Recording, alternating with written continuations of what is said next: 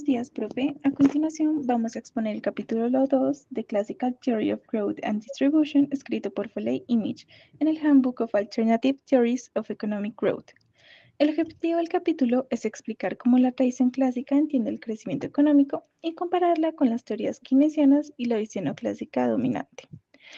Entonces, en la teoría neoclásica, el límite fundamental es la fuerza laboral. Aquí se asume que a largo plazo siempre se alcanza el empleo y que la oferta de trabajo crece independientemente.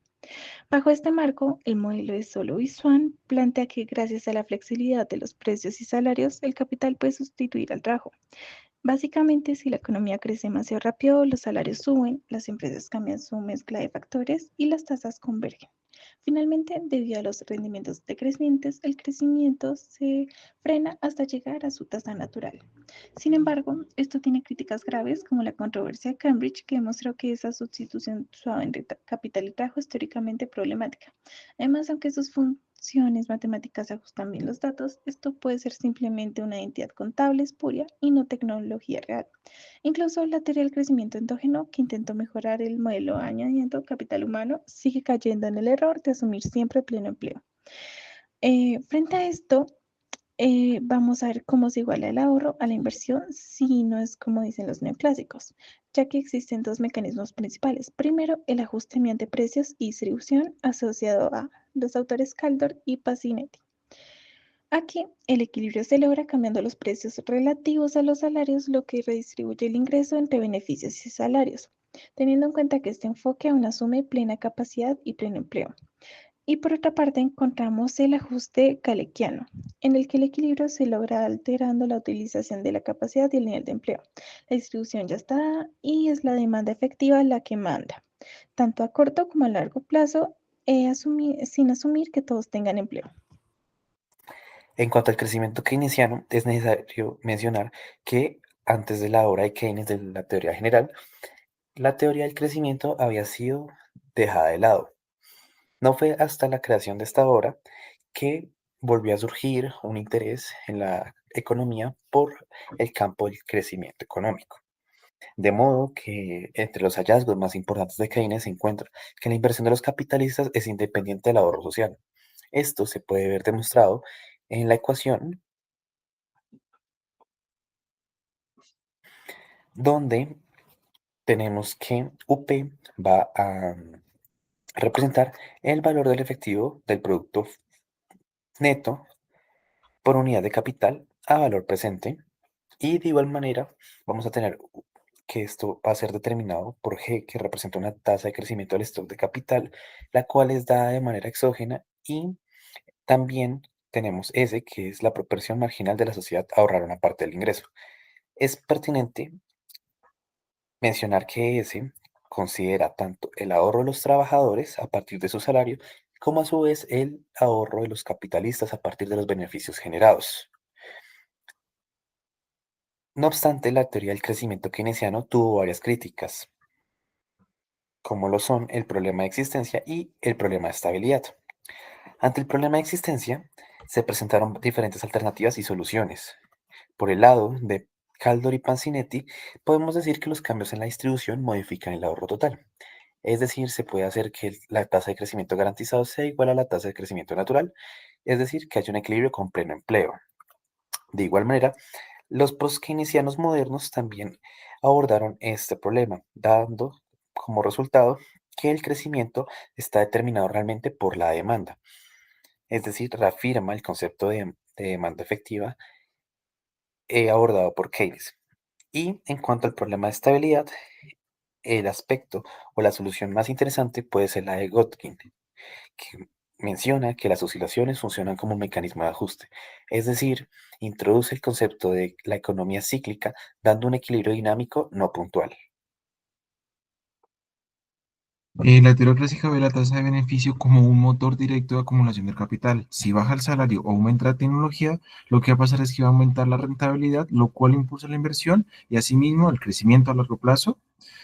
Pero para la economía, para la teoría clásica, la economía tiende a largo plazo a utilizar plenamente su capacidad productiva. Además de esto, podemos ver que los keynesianos introducen dos paradojas muy importantes, las cuales son la paradoja del ahorro y la paradoja de los costos, con las cuales dicen que a mayor ahorro o a salarios más bajos, lo que van a hacer es hundir la demanda, reduciendo la utilidad y asimismo terminar bajando el crecimiento, incluso los propios beneficios. Pese a estas diferencias, ambas corrientes coinciden en criticar la idea neoclásica del pleno empleo automático y en ver la acumulación del capital como una fuerza central del sistema, discutiendo más sobre todos los shocks de la demanda, si solo alteran el nivel de la economía o también su tasa de crecimiento a largo plazo. A continuación, hablaré acerca de la teoría de crecimiento neoclásica. La teoría clásica y keynesiana consideran que el motor de crecimiento es la acumulación de capital y que los choques de demanda pueden tener efectos permanentes en una economía. Para esas corrientes, el empleo resulta ser al nivel de capital y de la utilización que se da de este.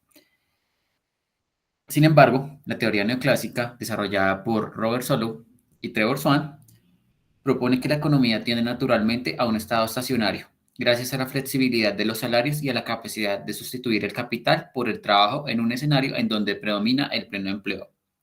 Según este modelo, los países con igual tecnología, misma tasa de ahorro y crecimiento poblacional deberían converger hacia el mismo nivel de ingreso por trabajador. No obstante, la evidencia empírica nos demuestra que la convergencia es lenta y depende fuertemente de los factores como lo son el ahorro, la acumulación de habilidades que provienen del capital humano y la transferencia de la tecnología. Además, gran parte del crecimiento económico observado proviene del progreso tecnológico, medido mediante la productividad total de los factores. Ahora hablando del modelo de crecimiento semiendógeno, tenemos que este es una modificación del modelo de crecimiento exógeno, pero ahora lo que se hace es agregar un sector más, un sector de investigación y desarrollo, en el cual se desarrollan todas las ideas. Esto está dado por la variable A, como todas las ideas, y cambian su tasa de crecimiento, depende de la fórmula que se observa, que es, a punto por un parámetro de escala por RT, que significa los recursos en investigación y desarrollo, que en el caso más simple, básicamente se podría decir que son investigadores y científicos, eso multiplicado por A, que es lo que ya mencioné anteriormente, y eso elevado a un parámetro teta, que es aquí donde se centra con el desarrollo del análisis, ya que se nos mencionan principalmente dos casos. El primero es donde teta es igual a 1, y acá, y en este caso solamente basta con, por ejemplo, duplicar el número de científicos para duplicar pues, el crecimiento de las ideas. Sin embargo, en el texto esto recibe una crítica, ya que de ser así, muchos países desarrollados tendrían tasas de crecimiento más altas de las que en realidad pues presentan, de las que presentan en la realidad. Por otro lado, pues ya se nos menciona en el texto que este parámetro Z, en lugar de eso, pues debe ser menor a 1, que eso significa que pues no tiene este tipo de rendimientos, que cualquier cambio en la proporción de científicos e investigadores, lo único que va a hacer va a ser generar un cambio en el crecimiento momentáneo. Por último, pues se nos menciona que este crecimiento queda determinado por la fórmula que se menciona, que se muestra, en donde, como se observa, queda determinado depende de n, que es una variable exógena, y es por esto que decimos que no es completamente endógeno el crecimiento. El concepto de crecimiento económico endógeno surgió para corregir una habilidad central en el modelo de Solow-Swan, y es su dependencia a una tasa de crecimiento a largo plazo que es exógena, es decir, predeterminada, a la cual la economía siempre converge. Y es que, a diferencia del modelo de Solow-Swan, que sucumbe a los rendimientos decrecientes, la visión endógena revive una idea clásica, y es que el crecimiento es una interacción autosostenida de decisiones económicas para producir, invertir e innovar. Entonces, a partir de esto, el objetivo fundamental es superar la exogeneidad de la tasa de crecimiento, endogenizando los factores de acumulación. Esto se logra principalmente a través de dos mecanismos. El primero es el capital humano, y es que al incorporar H, que son las habilidades y el conocimiento, acumulados mediante inversión y ahorro. En la función de producción se eliminan los rendimientos decrecientes a la combinación de capital físico humano. Y esto implica que una economía que ahorra más de su producción tendrá permanentemente una tasa de crecimiento de estado de ese escenario más alta. Y la otra forma es por medio de la acumulación de conocimiento y más de, en este caso, la acumulación de capital físico puede generar acumulación de conocimiento que aumenta la productividad laboral. Incluso si este efecto es suficientemente fuerte, la economía en su conjunto puede experimentar rendimientos constantes o incluso crecientes a la acumulación de capital físico. Y bueno, esta dinámica del conocimiento tiene implicaciones directas. Digamos, en este caso, tenemos que el conocimiento acumulado posee rendimientos crecientes, escala inherentes.